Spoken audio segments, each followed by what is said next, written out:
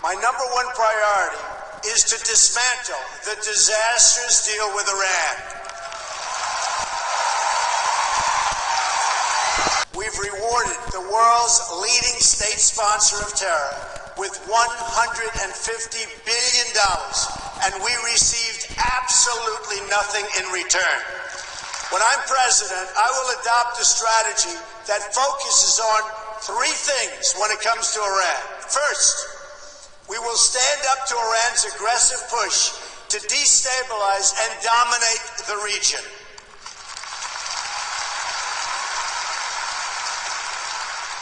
Iran is a very big problem and will continue to be, but if I'm not elected president, I know how to deal with trouble, and believe me, that's why I'm going to be elected president, folks.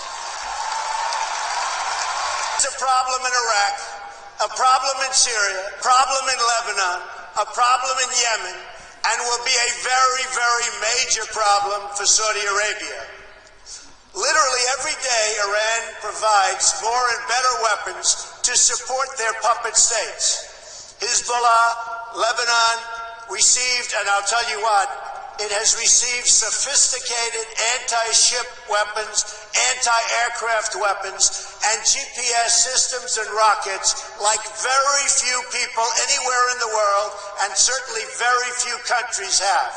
Now they're in Syria trying to establish another front against Israel from the Syrian side of the Golan Heights. In Gaza, Iran is supporting Hamas and Islamic Jihad. And in the West Bank, they're openly offering Palestinians $7,000 per terror attack and $30,000 for every Palestinian terrorist home that's been destroyed. A deplorable, deplorable situation.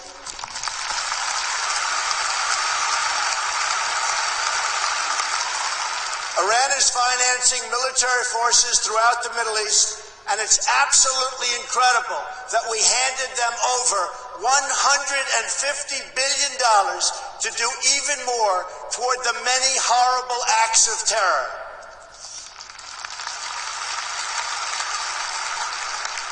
Secondly, we will totally dismantle Iran's global terror network, which is big and powerful, but not powerful like us.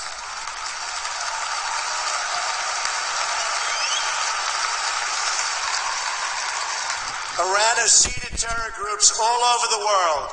During the last 5 years, Iran has perpetuated terror attacks in 25 different countries on 5 continents. They've got terror cells everywhere, including in the Western Hemisphere, very close to home. Iran is the biggest sponsor of terrorism around the world, and we will work to dismantle that reach. Believe me, believe me.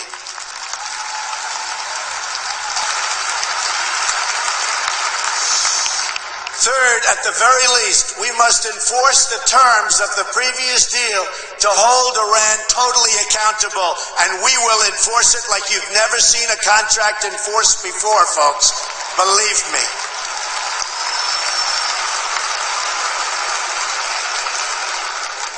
Iran has already, since the deal is in place, test-fired ballistic missiles 3 times.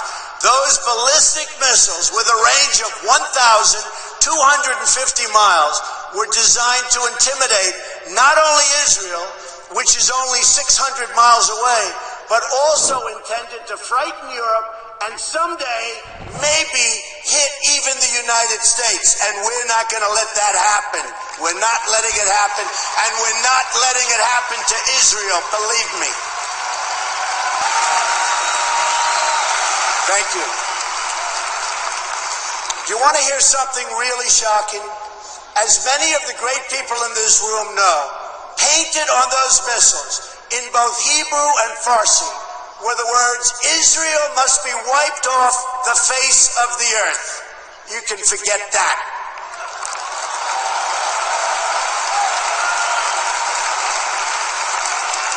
What kind of demented minds write that in Hebrew? And here's another. You talk about twisted. Here's another twisted part. Testing these missiles does not even violate the horrible deal that we've made. The deal is silent on test missiles, but those tests do violate the United Nations Security Council resolutions. The problem is no one has done anything about it. We will, I promise we will.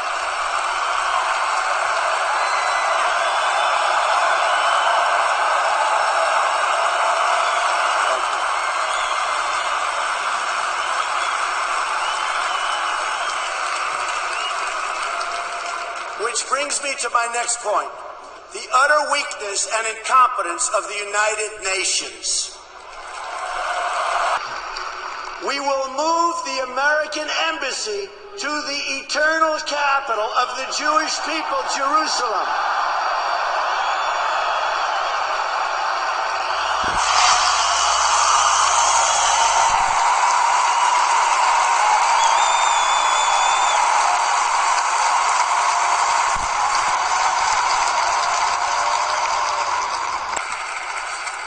They must come to the table, willing and able, to stop the terror being committed on a daily basis against Israel. They must do that.